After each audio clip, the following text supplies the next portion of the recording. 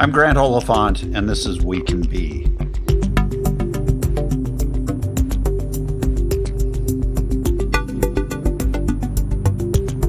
Dr. Robin DiAngelo, thank you so much for doing the Tonight Show. Robin DiAngelo. Author Robin DiAngelo. DiAngelo digs into unconscious biases and why white people are so defensive when it comes to talking about race. He's author of this book, White Fragility. I love this title. White Fragility, and the subtitle is Why It's So Hard for White People to Talk About Racism. Thank you so much for joining us. In a 2011 peer-reviewed academic article, today's We Can Be guest coined the phrase white fragility, and it struck a chord that has helped influence the national and eventually the international dialogue about race in a significant way. Robin DiAngelo went on to write White Fragility, Why It's So Hard for White People to Talk About Racism, which began an 85-week run on the New York Times bestseller list after its release in 2018. It has since been published in at least 5 languages, and as the Black Lives Matter movement swelled this past spring, White Fragility again topped the bestseller lists. Robin is much more than one book, though. She earned her doctorate in multicultural education from the University of Washington, where she is an affiliate associate professor, and has written several other books, including 2012's Is Everyone Really Equal? And 2016's What Does It Mean to Be White? Developing White Racial Literacy.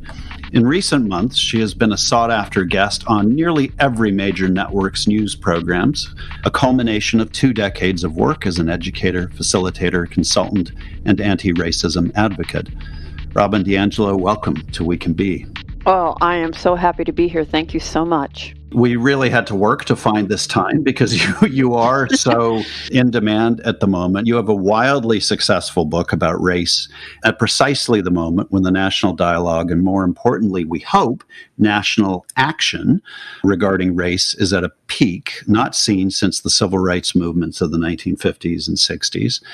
George Floyd, Breonna Taylor, most recently Jacob Blake, are just a few of the names the country has come to know as the Black Lives Matter movement has gained momentum over the past few months. And I'm just curious, having written this book, how you're feeling being in this position at this moment. It's somewhat confusing. It's intense. I mean, we just have in general a social media culture in which people who are visible in the public eye are also subject to a lot of critique and challenge. All along, I've, received hate mail and things like that. Yeah. But it's also a time where we're talking about racism in a way that we haven't talked about it in the mainstream before. And for those of us who do this work, that's incredibly heartening. We've worked so long to get people to understand systemic racism, a concept like that. And we also, with the move, if you will, from the Black Lives Matter movement being seen as a terrorist organization to, corporations putting signs on their advertisements supporting it, there's a more critical question of what it means to talk about race as a white person. Audre Lorde has a beautiful quote, "The master's tools will never dismantle the master's house." In other words, how do you challenge a system when you're within the system?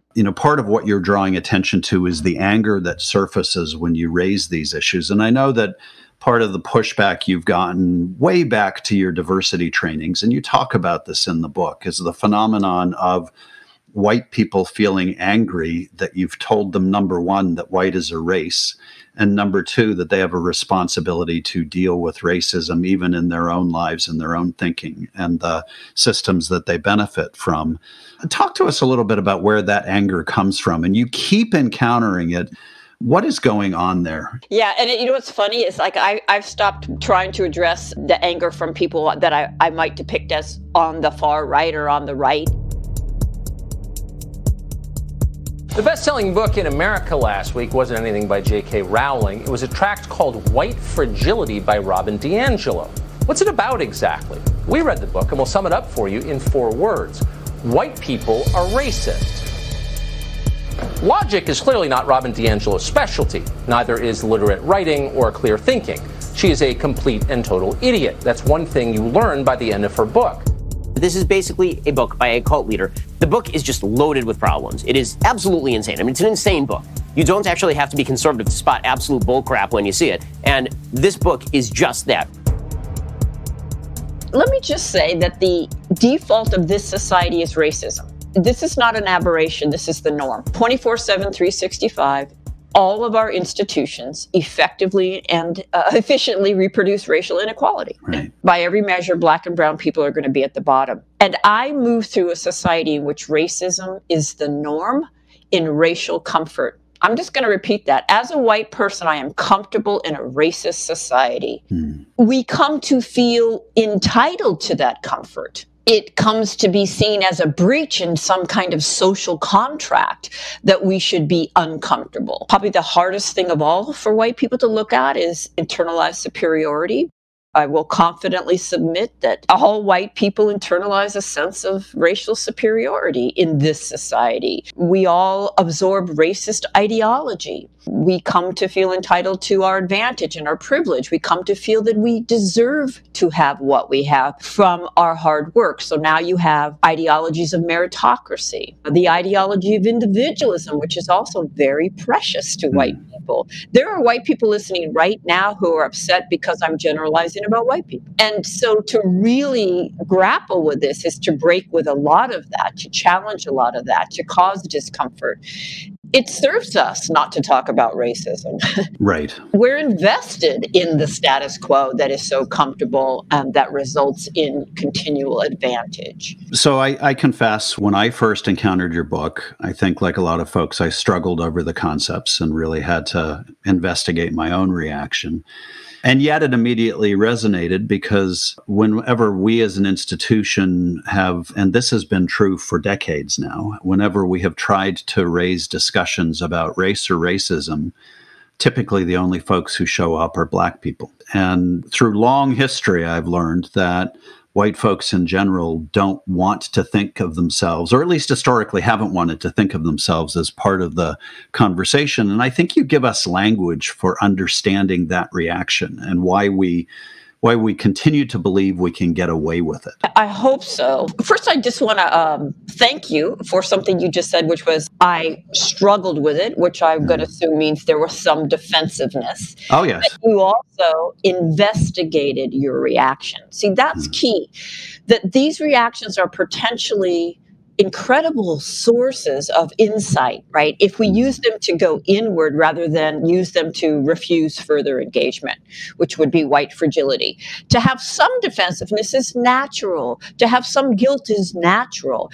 The question is, how do we use those reactions? Do we use them to refuse further engagement, growth, insight? Or do we say, wow, all right, I don't like this, but let me just take a minute to think about why I don't like this. What would it mean if it was true? What do I ultimately fear if I do take this up? How do I think about these issues that would cause me to react this way? And what would happen if I changed how I thought about them? That's, for me, the juice of life. You view the opportunity here for American society and for white people in particular, actually, as being an opportunity to grow beyond our own limitations.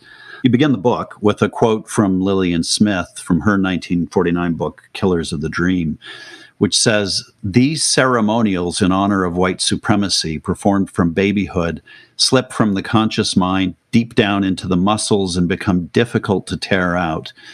What does that quote mean to you, and why was it important for you to start with that? Well, I do think it's a beautiful quote. I mean, one, it names white supremacy. Yeah. It names how deeply internalized white supremacy actually is and how difficult it is to challenge. And I've often heard people say, just because of the color of my skin. And I would submit it's much deeper than that. In the way that I move through the world, what I see, what I don't see, what I care about, what I don't care about. That idea that just because, it's like it's a fluke, oh well. And critical race scholar Zeus Leonardo says that's kind of like saying I walk through the street and people stuff money in my pocket and I don't know anything about that and have nothing to do with that. My psychosocial development was inculcated in the water of white supremacy. It is part of the way I see the world, think about the world, and move through the world. You grew up in a way that, a lot of people think becomes a proxy for them not being racist, that they are poor or that they're struggling or that they're working class and that they too have hardship. And I'm just curious how you came first to be conscious of color and how you have wrestled with your own background in terms of how it shaped your race consciousness. Yeah, I'm just noticing like whatever we can do to get race off the table, it seems like white people will do, right? So if you grew up poor,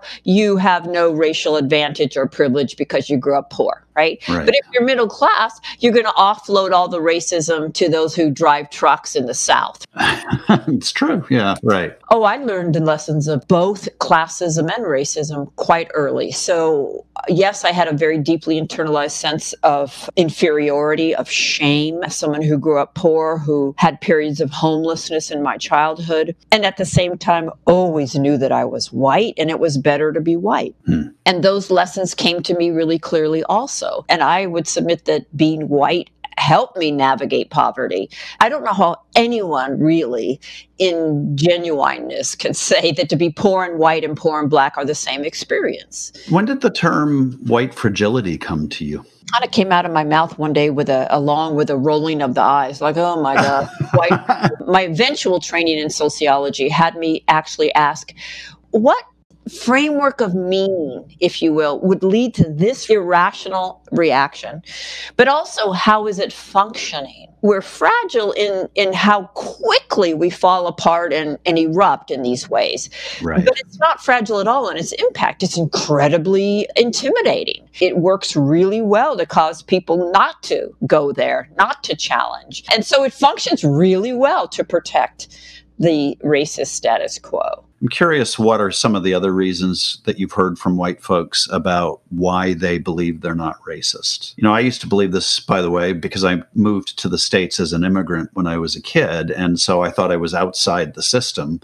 And then eventually you realize, partly through works like yours, that you're still raised in the system and you're absorbing it literally through your skin. But what are some of the reasons that you've heard from white people about why they're not racist? And you mentioned immigrants. So here's a classic. Well, I immigrated from Germany, which is a homogeneous culture. And so I learned nothing about racism. I have no racial bias, which of course, right there, like, please. And I've been here 20 years, right? Mm-hmm. And so what I would say is, and what neighborhood do you live in? Right. Who's in your friendship circle? Isn't that interesting that you live a segregated life here in the U.S. and have for 20 years, and you still feel confident to say you are free of all racial bias? That's one. I had a black roommate in college. I work in a diverse organization. I live in XYZ. New York is a popular one. I come from Boston is a popular one. I mean, you see me wanting to roll my eyes? Seriously? Yeah, right. And so much of the evidence we use is based on proximity. If this is the evidence we're using, then what do we think it means to be racist? That we think proximity shows that we're not racist. Oh, well, apparently you must believe a racist can't tolerate proximity, which I can assure you right. that a racist can tolerate proximity.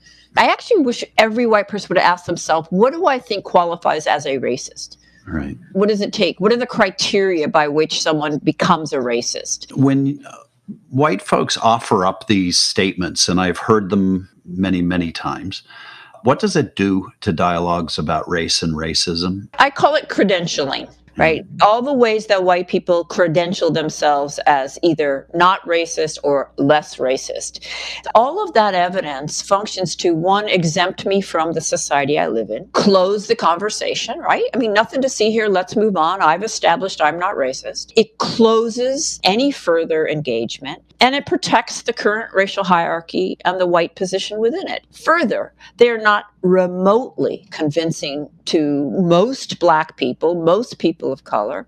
What you just told those folks is you are clueless. And as Erin Trent Johnson says, she's a black woman I often co-lead with, you've actually just told me that you're a dangerous white person. That you're going to deny my reality. We just have no idea that the things we say and do are not conveying what we think they are.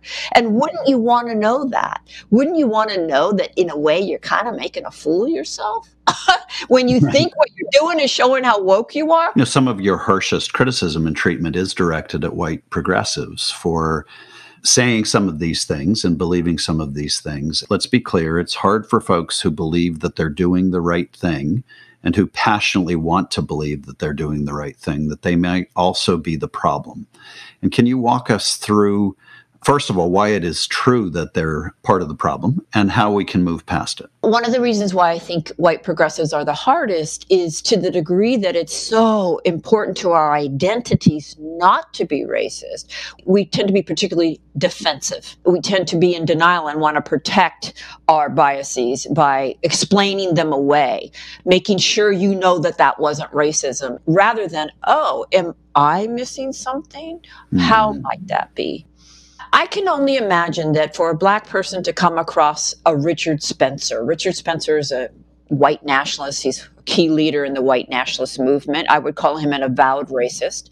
Yeah. That might be rather terrifying. And yet on a daily basis, most Black people aren't interacting with Richard Spencer. They're interacting with all these well-meaning white people. We're the ones, we're your coworkers, your colleagues. We're on the board of the nonprofit.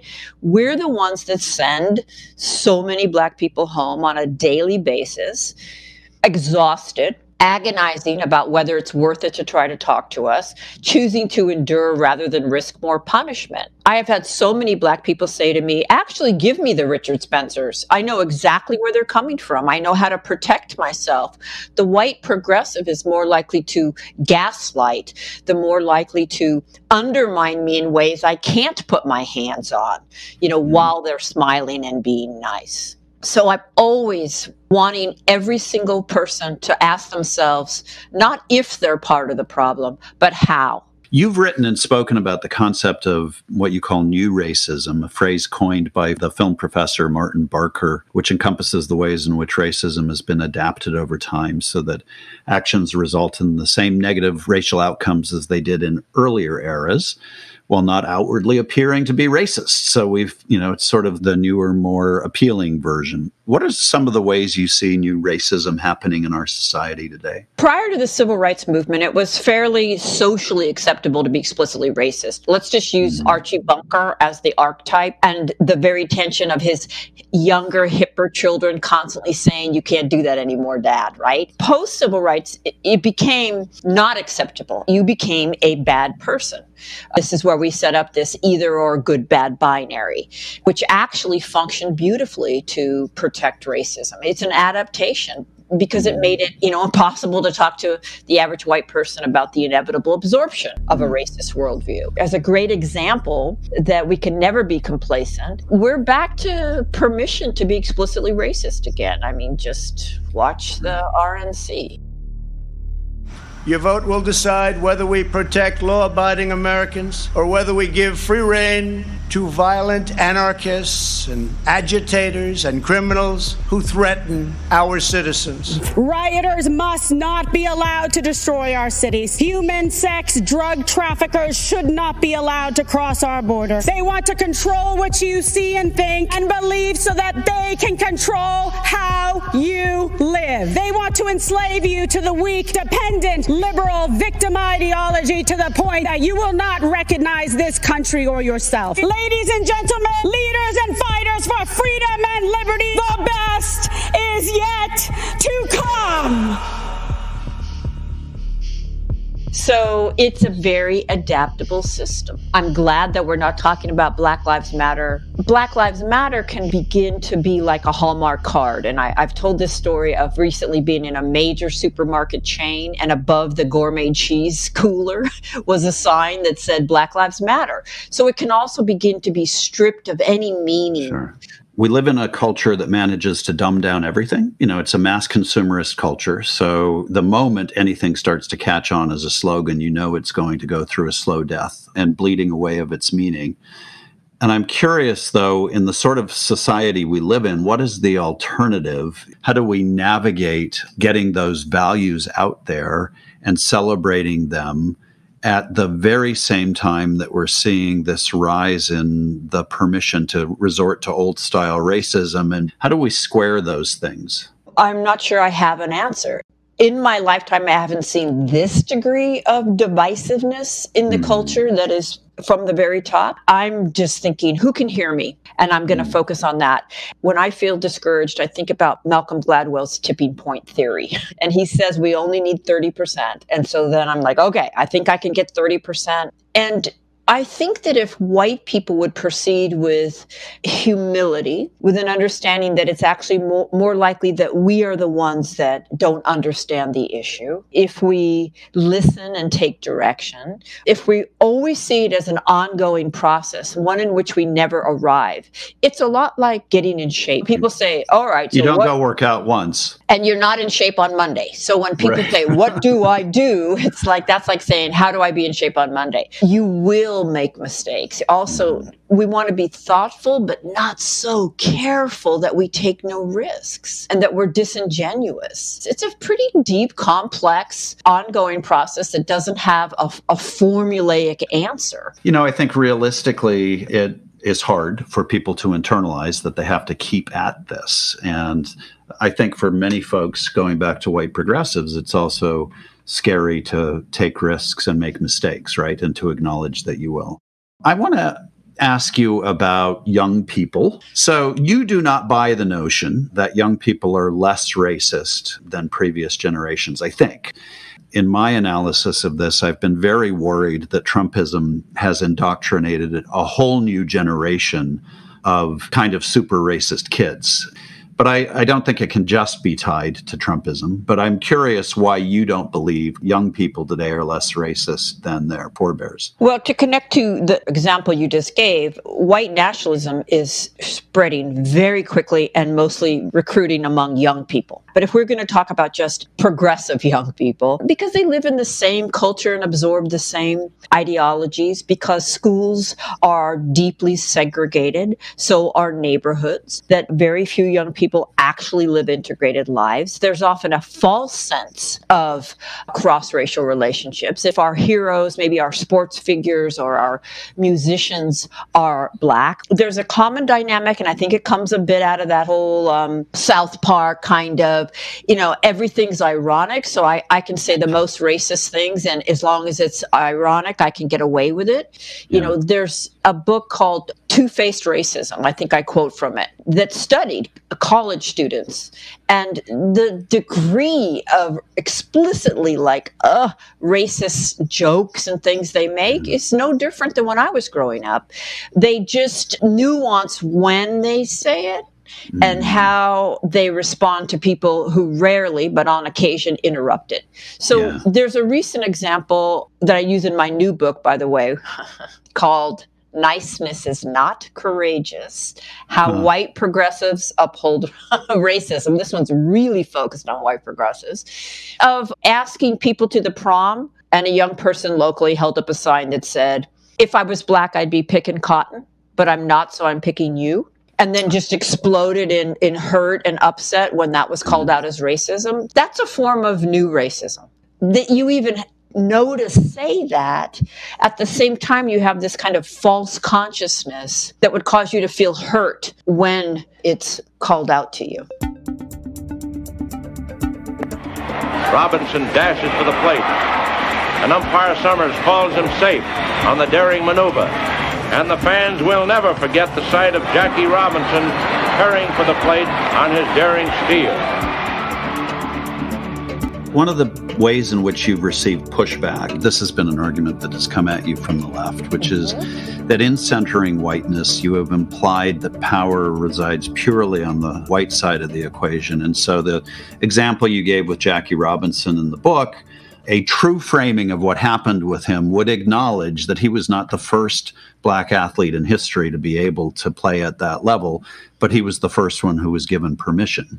And how do whites who want to be serious about this navigate that so that we are acknowledging the imposition of the systems without disempowering the personal narrative of Black folks who have overcome it? You acknowledge his amazing skills, his courage and stamina, what he endured. In addition to him having all of these strengths and skills, there was also a system that opened so that he could use those strengths and skills. You just cannot take that from the table. You can't act like he himself alone just was so amazing that he broke that color line. Right. No, white people opened the door to him. It's not useful to take away the reality of structural racism. And it's not just to blame white people. Obviously, there were white activists who worked to make that happen. There's so much more that could come from that story. I don't think it takes his agency away. In some ways, to not acknowledge that, well, it might make him be super special. What does it say for all the other Black people who are not then exceptional? Yeah. I don't think asking white people to be more open and educated and aware and critical thinkers and develop some skills infantilizes Black people. It's similar to Rosa Parks, a tired washerwoman who one day decided to sit down. Right. No, she was an activist and she was very strategically chosen. The question that comes to mind, of course, is how do we change this? And, on the one hand, I look at the attention your book has received and that books like Ibram Kendi's How to Be an Anti-Racist, there's a new literature suddenly being absorbed by a lot of America, the reading public at least, that is, people are paying attention more than they have. You're being invited into major companies, so are others, Nike, American Express, Facebook, on down a list of the really big companies who are saying, hey, we want to change this. To your point earlier, there's Black Lives Matter logos appearing on the unlikeliest of places. And so we're seeing an adoption of that way beyond, I think, what we would have imagined possible a couple of years ago. And yet, we're here having this conversation after the shooting of yet another Black man in the back by police, and then just immediately after the shooting of protesters by a young white kid who's allowed to walk by police carrying a semi-automatic rifle. It is fair to ask, is any of this anti-racist literature, this consciousness-raising work working, or what will it take to change? Awareness without action is meaningless. I see myself as an educator or a consciousness raiser. I really want to open white people's eyes and help them see something they're not seeing now and do it in a way that is so impactful that they can't not see it. And then there are also organizers. What I hope to do in a way is to deliver readers to the organizers, to people who do think deeply and have thought long about policy change and reform. Actually, I should say, reform is not going to work. We cannot reform our current criminal justice system. We actually need to revolutionize it. And so we have to just keep sustained. It's a lot like water dripping on a rock. It's not going to end in my lifetime, but I'm going to just continually do what I can. And I hope every white person engages in that way. That would be hopeful. I think white fragility resonated because even people manifesting it recognize the dynamics I'm talking about. They're so ubiquitous. What do we need to see to get out of denial? For 20 years, I've been asking people of color, how often have you given a white person feedback on this inevitable racist stuff and had that go well for you? And the number one answer to that question, honestly, is never. Yeah. I'll never forget asking, all right, well, what would it be like if you could just give us that feedback and had us receive it with grace, reflect on the behavior, and seek to change it? What would that be like? I'll never forget a Black man raising his hand and saying it would be revolutionary. And I'm just like, wow. That's a strong word. Revolutionary, that we receive it with grace, reflect, and seek to change.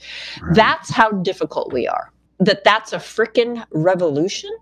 But also, that's not that tall an order, is it? My goodness. For what we profess to value, is that a really tall order? No. When you change your understanding of the inevitability of your conditioning into racism, then you can respond in that way. And then white fragility is not functioning to police people into not challenging this stuff.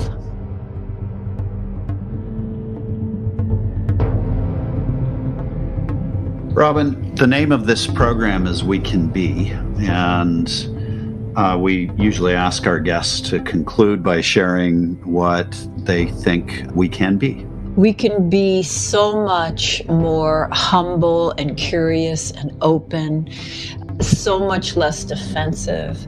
We can be transformed and liberated through this beautiful, beautiful lifelong journey. Painful at times, yes, but deeply rewarding, challenging, stimulating, and it will bring things and skills and people into your life that no other journey could ever bring to you. This has really been a terrific conversation. I feel fortunate that we've been able to have it. One of the things that leapt out at me in this conversation was the idea, and you introduced this with a quote from Audre Lorde's poem, the notion that we're not going to be able to change the master's house with the master's tools. We have to change how we do things if we're ever going to fix this problem. And that it is necessary in the context of that to take a look at the thing in our society we never want to look at, which is whiteness and the role it plays in our own thinking. You touched also in this conversation on the notion that the default position of this society is racism, that if you live in this society, you in some way are touched by it. As a white person, you benefit from it, and it's very comfortable to ignore it because it is built for you. Unless we're willing to challenge our own assumptions about it, we won't even see the discomfort. I think what you're presenting us with is an opportunity for white people to grow, to not be trapped in a paradigm that we don't even see. You do single out white progressives for harsh treatment, and that is much of the audience of this podcast. And certainly, I'm in that camp. You are challenging a group of people who want desperately to be seen as allies, as on the good side, as being the good ones, to investigate their own assumptions about what that looks like and whether we really are. And I loved your plaintive question at one point about what do we need to see to get out of our denial? And you called out, too, that awareness without action is meaningless. We obviously need to change our own individual attitudes and perceptions and how we frame our own thinking and our actions. But there's also a need to plug that into drives for policy change and also drives for leadership change. And finally, for me, one of the takeaways that I will really cherish from this conversation is that we have to take risks, that we have to make mistakes, and that we have to accept criticism. And that it would be revolutionary if we could just receive criticism with grace and grow from it. Robin, thank you so much for what you've shared with us today. You are so welcome, and thank you for that beautiful summary.